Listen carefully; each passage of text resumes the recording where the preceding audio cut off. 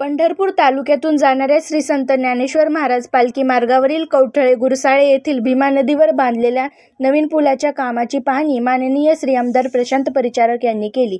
यावेळी ग्रामस्थांनी तेथील सर्व्हिस रस्त्याबाबतच्या काही अडचणी मांडल्या, तसेच नदीपात्रातील पंचगंगा परिसरातील महादेव मंदिरात जाण्यासाठी रस्त्याची मागणी केली। या मार्गावरील सर्वात लांबीचा हा भीमा नदीवरील पूल आहे। याची लांबी अंदाजे 622 मीटर असून पंढरपूरमधील सर्वात उंच पूल आहे। येत्या 2 दिवसात हा पूल वाहतुकीसाठी खुला होणार आहे।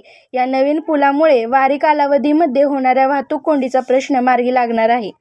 या प्रसंगी उर्वरित कामाचा वेग वाढवून लवकरात लवकर काम पूर्ण करण्याच्या सूचना संबंधित अधिकारी व कॉन्ट्रॅक्टर यांना माननीय श्री आमदार प्रशांत परिचारक यांनी दिल्या।